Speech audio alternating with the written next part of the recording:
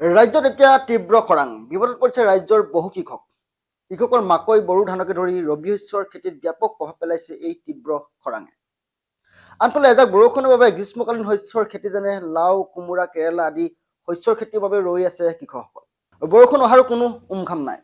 বতৰ বিজ্ঞান কেন্দ্ৰৰ মতে আহি থকা 20 দিনত বৰষুণৰ সম্ভাৱনা কম। জলবায়ু পৰিৱৰ্তনৰ এনে প্ৰেক্ষাপটত কি সিদ্ধান্ত গ্ৰহণ কৰিব অসমৰ বৰষুণৰ ওপৰত নিৰ্ভৰশীল কৰি থকা কৃষকসকলে। আনফালে ইমান দিনে চৰকাৰে উন্নয়নৰ গান গাইছে যদিও বাস্তৱ ক্ষেত্ৰত বিকল হৈ থকা জলসিঞ্চন আঁচনিসমূহে কৃষকৰ দুৰ্দিনত কোনো কামত অহা নাই। এই সন্দৰ্ভত আমি প্ৰশ্ন কৰিছিলোঁ এগৰাকী কৃষি বিশেষজ্ঞক। তেওঁ আগবঢ়োৱা কিছু পৰামৰ্শ আমাৰ কৃষক বন্ধুসকললৈ আগবঢ়ালোঁ। তেওঁ আমাক জনাইছিল যে কৃষকসকলে সমবায় ভিত্তিত বা সৰু সৰু গোট গঠন কৰি পথাৰত বৰিং কৰাত গুৰুত্ব দিব লাগে।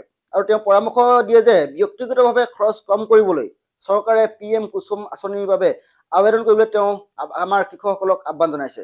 ইয়াৰ জৰিয়তে 60ৰ পৰা 90% পৰ্যন্ত ৰাজসাহায্যত সৌৰচালিত পাম্প লাভ কৰিব আমাৰ কৃষকসকলে। ইয়াৰ ফলত ডিজেল বা বিদ্যুৎ অবিহনে খৰাং বতৰত পানী দিব পৰা যাব। আৰু 2 নম্বৰতে তেওঁ কয় যে পানী সংৰক্ষণৰ বাবে মালচিং পদ্ধতি, বিশেষকৈ মাকৈ লাও কোমোৰা বা কেৰেলাৰ দৰে শস্যৰ ক্ষেত্ৰত মাটিৰ জীপ ধৰি ৰখাটো অতি জৰুৰী বুলি তেওঁ কয়। আৰু তেওঁ পৰামৰ্শ আগবঢ়াইছে যে গছৰ গুৰিত শুকান খেৰ, শুকান কচুপাত বা প্লাষ্টিকৰ পেপাৰে ঢাকি দিবলৈ তেওঁ আমাৰ কৃষকসকলক আহ্বান জনাইছে। আৰু এনেকৈ কৰিলে মাটিৰ তলত পানী বাষ্প হৈ উৰি যোৱাত বাধা দিয়ে আৰু গছজোপাক কম পানীৰেও জীয়াই ৰাখে।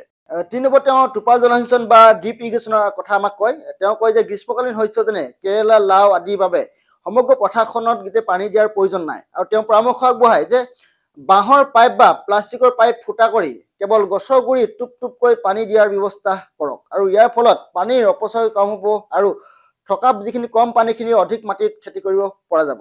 4 নম্বৰতে তেওঁ শস্যৰ বৈচিত্ৰ্যকৰণৰ কথা আমাক জানিবলৈ দিয়ে। তেওঁ কয় যে যিবোৰ অঞ্চলত বৰিঙৰ সুবিধা নাই সেইবোৰ অঞ্চলত কৃষকে ধানৰ দৰে অধিক পানী খোৱা শস্যৰ পৰিৱৰ্তে কম পানীত হ'ব পৰা শস্যত গুৰুত্ব দিব লাগে বুলি আমাক জানিবলৈ দিয়ে। তেওঁ পৰামৰ্শ আগবঢ়ায় যে বড়ো ধানৰ সলনি মাকৈ বা মাহজাতীয় শস্যৰ খেতি কৰিলে খৰাঙৰ লোকচান কিছু পৰিমাণে লাঘৱ হ'ব বুলি আমাৰ কৃষকসকলক জানিবলৈ দিয়ে। যিহেতু এই সময়ছোৱাত পানীটো কম থাকে আৰু এই যি মাকৈ আৰু যি মাহজাতীয় শস্য সেই মাহজাতীয় শস্যসমূহ পানী বৰ বেছি প্ৰয়োজন নহয়।